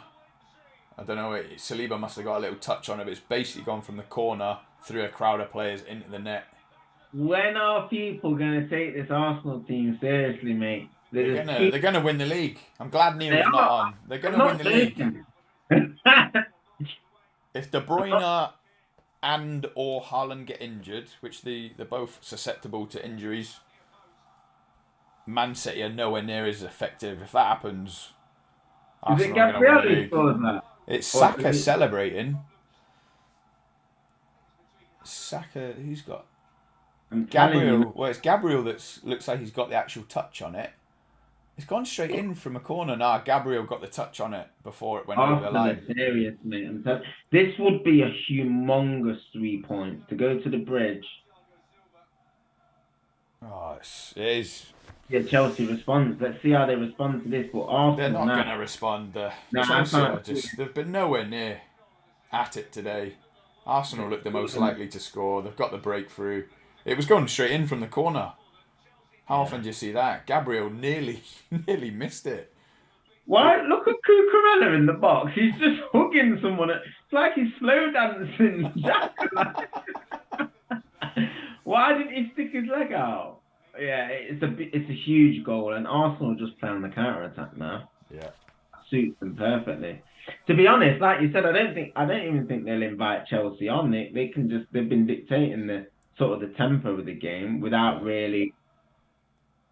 They don't look flustered at all. Big 20 minutes for Chelsea coming up now. I think they'll bring on a striker, Broha or something. I think they'll bring on. But no, that's huge for Arsenal. 25 big minutes for Chelsea, mate. That's Arsenal back to the top of the league as it stands. Yeah, they're pulling clear, aren't they? Arsenal, Man City. Yeah. They're clear of everyone. I don't know why I'm so down, because really this is good for Liverpool if we've got any ambitions for top four. I think the reality is like sort of setting in to all these fans who just think Arsenal will just inevitably fall away. I just can't see it. This will be the 12th game of the season, 13th game. It's over a third of the season now. They've lost one match away at Old Trafford, and they just don't look like losing games at all. Like you say, they control pretty much every game. Yeah. It's not like they're riding their luck at any point. No. Aubameyang's vexed as well. He's had a fresh trip to the game. His side are getting blasted at home. He's been hauled off. I know, he's been dragged, mate. Hooked. Chelsea have to do better on that corner, though. Yeah, it's The ball poor. cannot be going straight in from a corner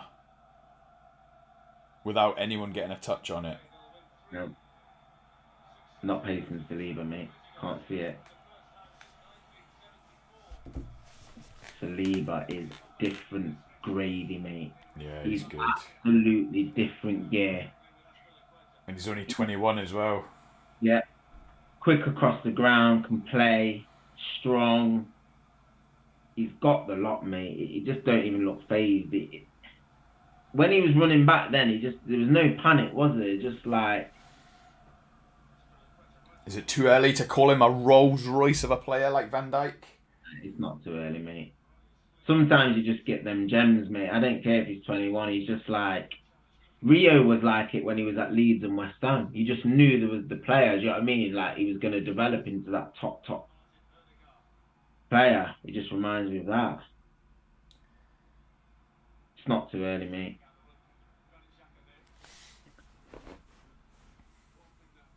Yeah, I think Chelsea need to go a bit more direct. I feel a bit silly for thinking that Arteta was under pressure to lose his job in the last 12 to 24 months. Nah, he asked them to trust the process, and they have, and look at them, they're flying. Yeah. They should have got top 4 last year, really, and Yeah. they threw it away massively. They just, don't know, when Spurs beat them, I think they just got head loss, went into that Newcastle game away from home, and it was probably the worst performance of the season at such a bad time. Yeah. But, Saka should have just scored. Again. Cucurella. Completely skied it. No composure. That's got to be a foul, though, on the edge of the box. This ref's letting everything go. Who's this, Michael Oliver? Yeah.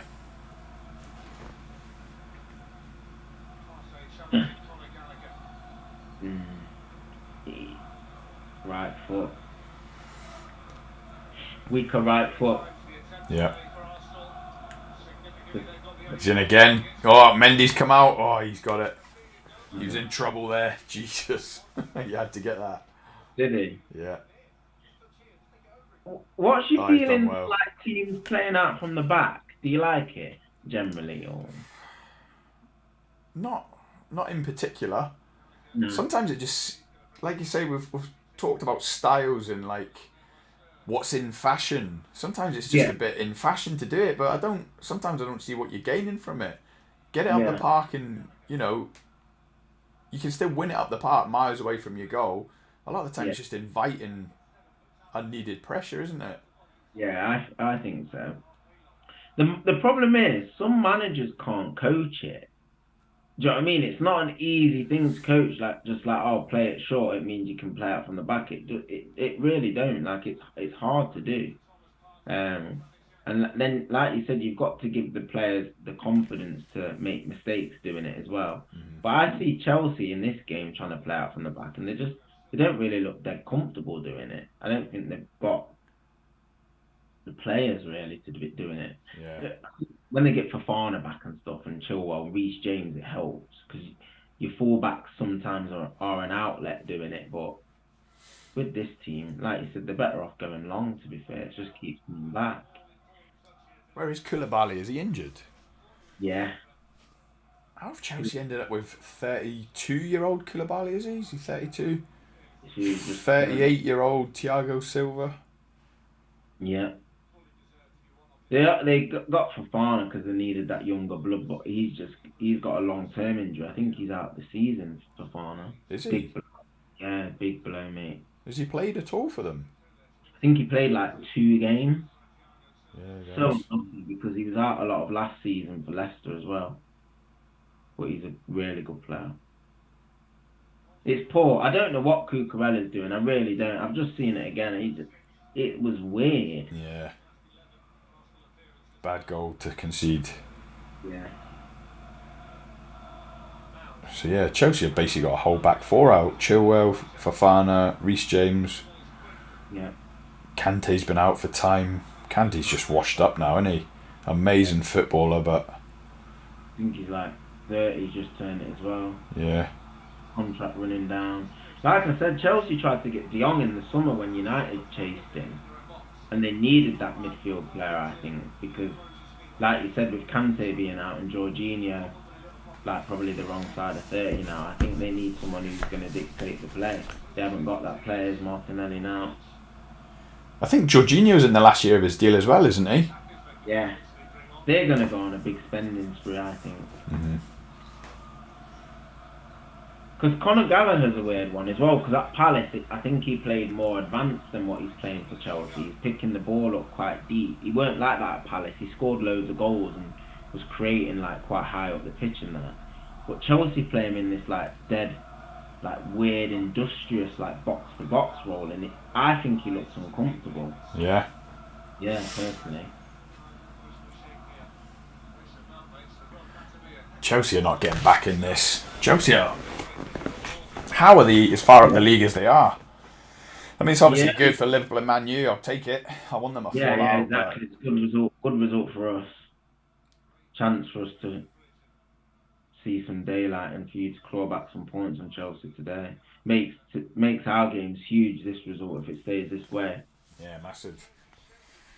I think it shows how important it was for City to get that last minute winner as well, because Arsenal really would have started to pull away a little bit from City. Yeah, massive. Can Man U go top 4 then today? I think yes, depending on the Newcastle result. If Newcastle and Spurs drop. Spurs are third, so if Newcastle drop and we win, we're going to the top 4, yeah. So hopefully you can get something at Spurs today and we win, and it leaves us in a strong position. Newcastle, though, I think that will be a draw at Southampton as well. Like, I think law of averages says Newcastle are not just going to keep winning as well as they're doing. They could quite easily win, but I just think they'll drop points today. Yeah.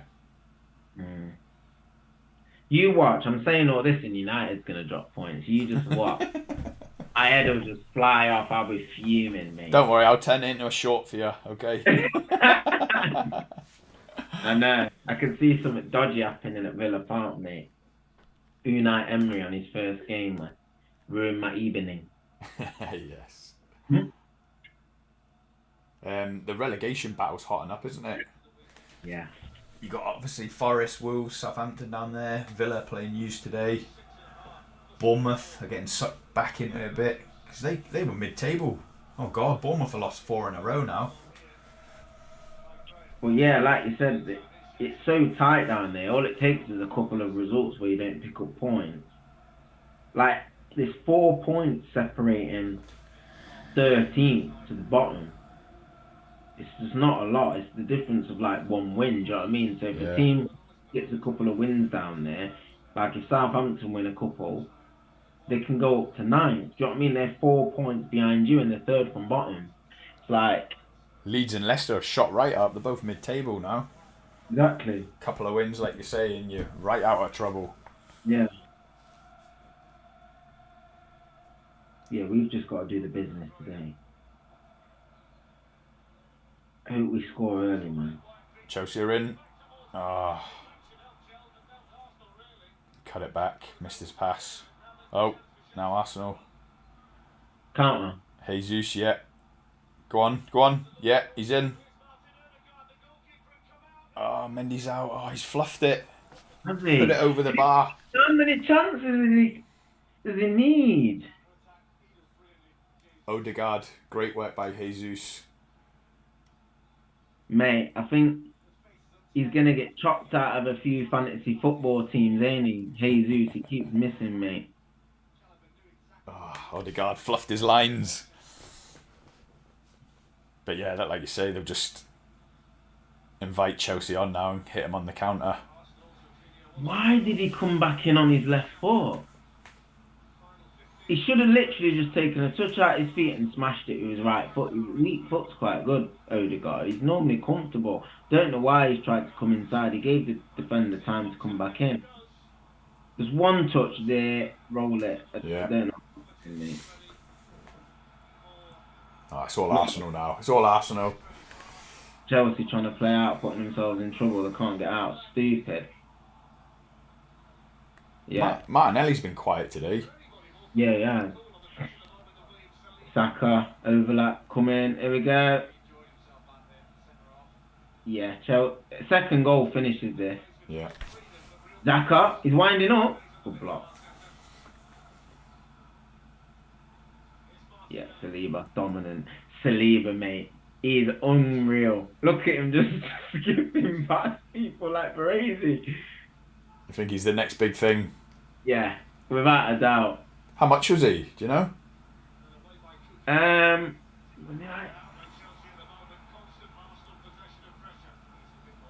20 million maybe? Really? Scouting network. Might have been cheaper. 27 mil. Nice. Yeah, 26 million, mate. Snip. Absolute snip. Who signed him? Emery? Yeah, I think he did. He's a snip, mate. He's just bossing it. Yeah, they might as well bring Arsenal's goal up to the halfway line, mate. It's not even getting in Chelsea's half. Arsenal just head and shoulders above Chelsea. Yeah, they're clear at the minute.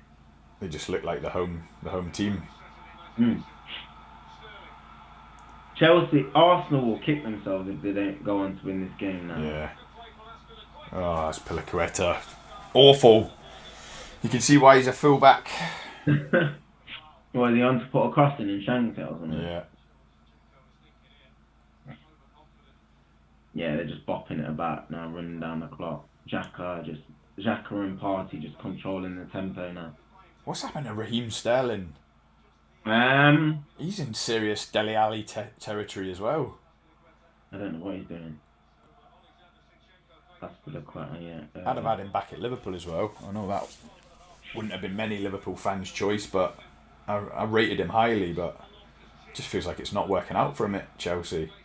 I don't even know if he scored yet, has he? He scored a couple. He has scored a couple. Like you said, the team that looks a little bit disjointed. When you haven't got a striker and a bit of a focal point, it's difficult for players like Sterling and that for them to play off because there's no focal point of their team. Like OB was saying before he left, they've got Havertz who's up there, and it's just all a bit weird. When Lukaku left, who didn't do well in his second spell at Chelsea. I don't know what happened with the Lukaku thing. I just don't think he's a very good footballer. Like we said, he's just people forgot Lukaku at Man United. He went to Italy and done well. Yeah. And then all of a sudden they brought him back like he was peak Didier Drogba. And I remember thinking, is everyone forgot what he was like at Man United? So it was no surprise to me that it didn't work out. Yeah. Yeah, it was a... Is he doing anything in Italy or is he injured? Injured. Yeah. Well, before they bought him, he was on flames again, but I don't know, man. It's a weird one. He just... Flat track bully, like, he scores when it don't matter. But when it matters, he just never delivered at a lot of the clubs. Do you know what I mean? Like, when he was at Everton and there was no pressure on him, he was flying, banging goals in, and then...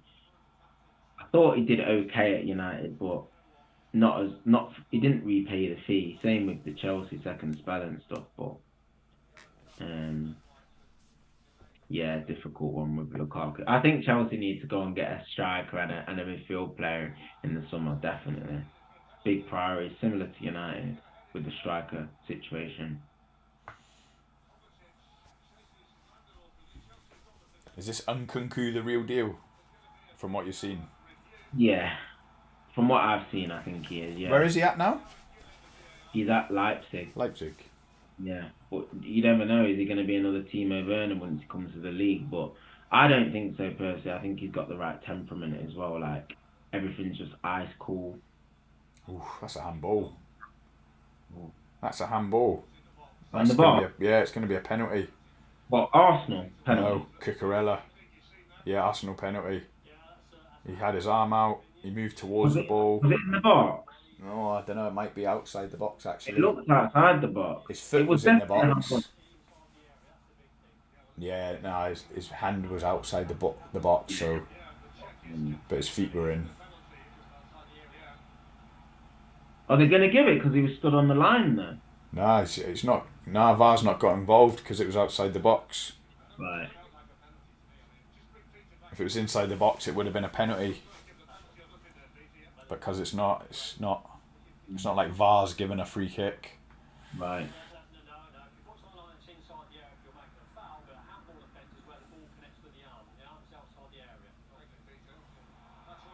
Oh, Sterling's in.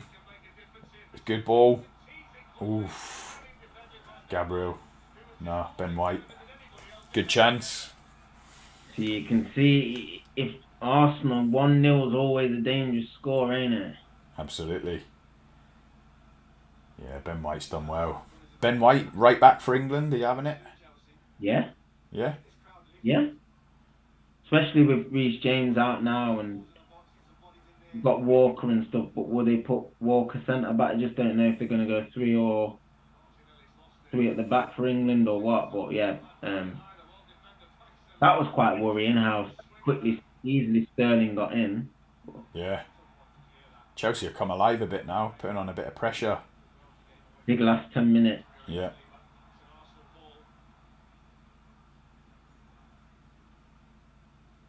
Good defending. Arsenal defending well there. Yeah, they're real good. Real good defensively, aren't they? Set up really good. Just the players make it. Obviously, for banter, we ridiculed Ben White costing 50 million, but he's done really well coming in. Obviously, you've got Gabriel, Saliba, Zinchenko. Is he keeping Tierney out at the minute? I think he is, isn't he? Yeah, he's just come on, Tierney. And then Tomiyasu has been a great signing. Yeah. I think Arteta will be glad that Ben White's adjusted to that right back position so well with Saliba coming back with Gabriel, because costing 50 million, he probably didn't want to leave him out, but it like you said, it works perfectly. And if they ever want to go a little bit more defensive and he doesn't have to overlap and he can just tuck in and make it really tight, I think it's sometimes centre backs at full back can work. It's very rare that it works, but in this case, it's worked out quite well for Arsenal. Chelsea are knocking on the door. Are we going to get Trav's prediction, one each? Mate, it wouldn't surprise me. I normally get these things right, don't I? They're definitely knocking on the door. Yeah. Can Arsenal see it out? It'd be a huge 3 points if they can see it out, but like you said, Defended Chelsea. well. Cucurella. No, they Chelsea. defended well again. Have they? A league-winning away performance. Yeah. Would be the cliche. Boring Arsenal 1-0 back to them days. My mum will be so nervous now, you know. She won't be able to watch these final 7 minutes. Be eating her up. She loves her ball. Yeah, she loves the football. Good defending again. Cucurella. Has she ever wanted Tets out like Neil wanted Tets out? Nah, not to that degree. She did say like he was under pressure at one point, and if results don't improve, they'll look at it. But no, she's always like been of the view where managers need time. She's always said managers need time. But at times, don't get me wrong, there was a lot of frustration, just like dominating games, not finishing teams off. But she could always see what Arteta wanted to do, and it's starting to, like you said, it's bearing fruit now, and she's happy with the way that they're playing. But she still thinks she's always been since Henri left, she's always wanted a goal scorer, like a hungry goal scorer, like someone who just puts teams away, like a Salah. Or she's always been envious of that.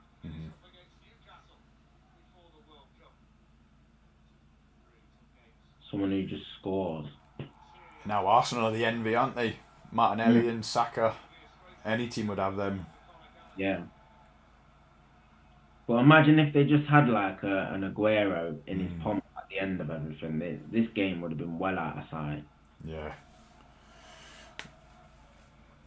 Gabriel Jesus has got 5 minutes to make it 9 games with no goals. I don't think he'll score. He's had enough chances to score. Tierney, good play. take that all day. Arsenal just slow it down. I wouldn't be surprised if they bought on another midfield player. Arsenal just shore it up. That's 5. It's mad. Like, it's not that I can't believe it, because this is the way Arsenal have been this season. But to go to Stamford Bridge and win, I just don't think people realise how big this is going to be for them. Oh, it's massive. Zoe B was saying, weren't he, before the game, like he wants to see Arsenal tested in these away games. Yeah. The big teams, and they're just going to pass this one with flying colours, not really look. It's another test passed, really. When you're talking away to City, away to Chelsea, Man United, Spurs, Liverpool, this will be a good one ticked off. There's still be people saying they've not played anyone yet.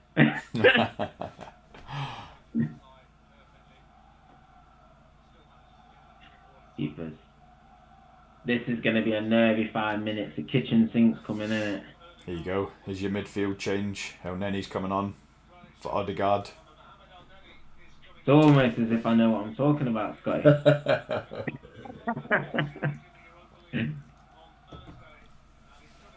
There's a reason why I employed you on the poddy. I like that one. Yeah, El Nenny for Odegaard then, yeah? Yeah. That's it. He wants the 1-0. He's happy with that. It's a good change. And like you said, even if they do concede the equaliser now, it's not through the want of trying the right thing. You know what I mean? They're trying to shore it up in midfield. So, like, look, come on. Chelsea don't deserve an equaliser. No, they don't. They don't. Arsenal have been well worth the 3 points today, if they get it. Definitely. Big value for the lead. Like you said, at one point, it didn't look like the goals were going to come, but they've got the goal and they've just seen it out really well so far.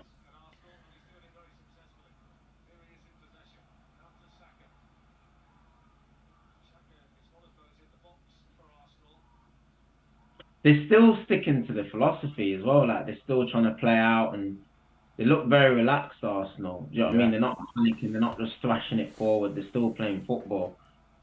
Gabby's got to look after that a bit better there. They look more likely to get the second goal.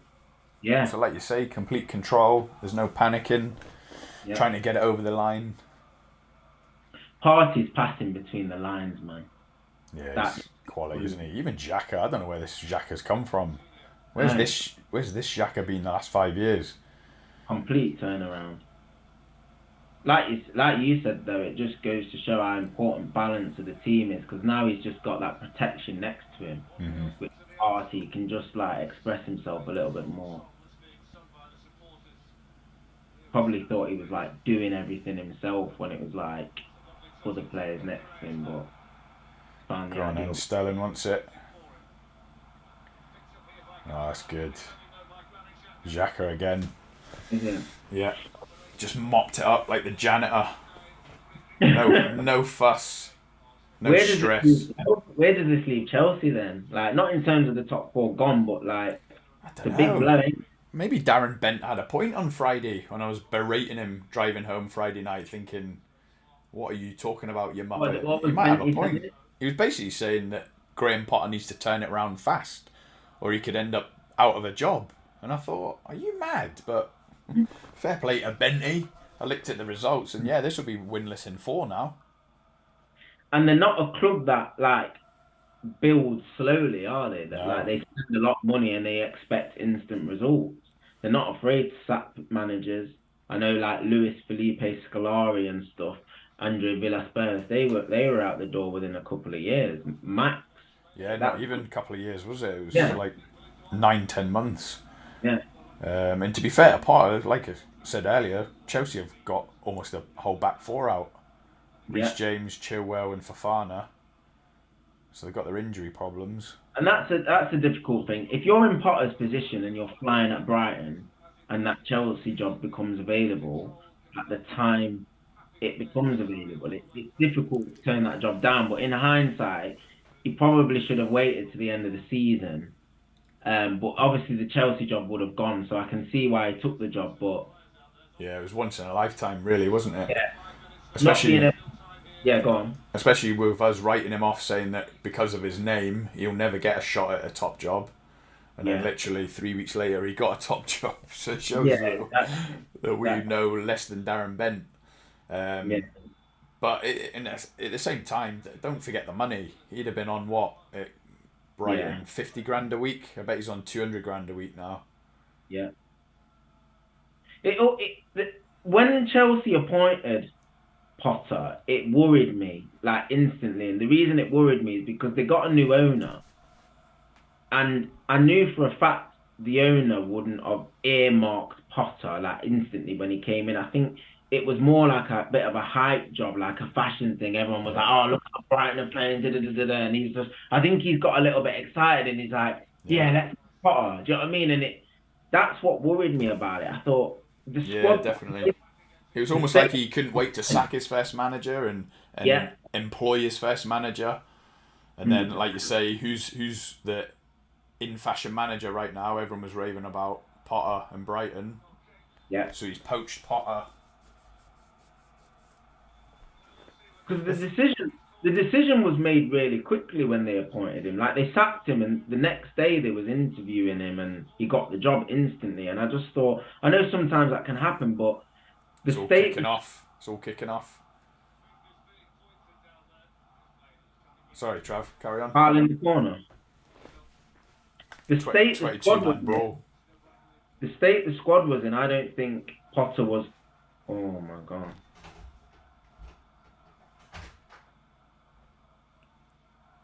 Jeez. Chelsea don't need this, mate. It's all kicking off. Wow. Xhaka's gone back to type, hasn't he? It didn't take him long to start swinging, did it? Just as we're raving about him, he turns into a nightclub bouncer. Reverts to type. Kovacic looks like he can mix it a bit, can't he? Like, he don't shies away from a challenge. Michael Oliver's going wild as well. Saliba, man of the match. Yeah. He's been brilliant. Yeah. Easy one. I'm jealous. We can I love that. A Willy Saliba. You what? I love that from Xhaka there. Like, he just shows like Arsenal aren't messing around. It's like, you know, the old Arsenals with the Campbells and the Vieiras and that. It looks like that again, doesn't it? Yeah. They're just not going to be walked over, and they've been soft for years, like going away to Chelsea and these away grounds, playing well and like not getting the results. But now they just look, they are definitely a different animal. If people don't think it after this, then I literally don't know what more they have to do. Neil's going to be delighted with this. People buzzing. The group chat's going to go off in about 2 minutes, ain't it? I'm going to mute the group chat in about a minute and a half. United need to back it up now. 10 minutes till kick off. Yeah, this is huge for Arsenal. We keep saying it, but... Seismic. Look at the Arsenal fans. They're bouncing.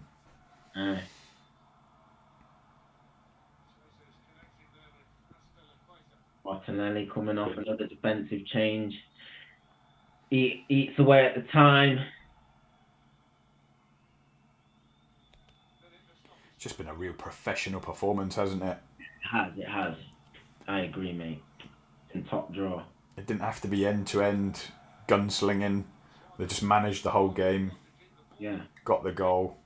Ramsdale's not had to make a save. Nah. Chelsea have been dire. Yeah. They really have. They've got issues. They've got problems. They have not scoring goals, not creating a lot. You know what I mean? There's not a lot of service, is there, for the attacking players, to be fair. Raheem Sterling's gone off the boil. Kai Havertz still, no one knows what position he's best in. Aubameyang's nearly 40. Reece James, thing is, Reece James is so important to how they play. Like, getting round and stuff, overlapping, and that delivery from him. Like, similar to, like, Trent, when Trent's on Song for You, and it's just like, it really, offside, that's perfect for Arsenal. I think really damages the way that they try and play without Reece James. He's a huge miss. Aspilicueta's just not got the same sort of input on that side, man. not the same productivity, mate. Nah, nowhere near. Same with Chilwell. They miss Chilwell. Yeah. He's a talent. Even though Cucurella's done well. Arteta, I don't want to compare him to Pep, but when you see him on the side, how animated he is. He's like coaching the players all the way through the game. I do like to see that from a managerial perspective, quite an active coach. I think he's just doing brilliant. He's doing a brilliant job. Full time. 1-0 to the Arsenal is a familiar statement. My mum will be delighted. Oh, they're going mad. The Arsenal players are going mad. And they'll get ridiculed for it, but why not? Why not? I'd want Liverpool players going mad like that. Yeah, it's only a third of the season gone, but it just the feel-good factor and the unity with the players celebrating together, why not? Celebrate like mad and then go into the next game and win the next one and then win the next one. Who knows where it could take you. To go there and win is massive. Yeah. Nah, fair play. Right, mate. Thanks for joining me. You're welcome. It's game time for me. Yes. I'll come back on for your game 4:30 live and be delighted, and I can sit back and relax and watch it with my slippers on, feet up. Let's see what happens. If anyone's been watching with us and you're new to the channel, don't forget to like and subscribe. It really helps us out a lot. And we'll see you for the Spurs Liverpool game at 4:30. Enjoy. I'll see you soon. Cheers, Trav. Speak soon. Bye bye.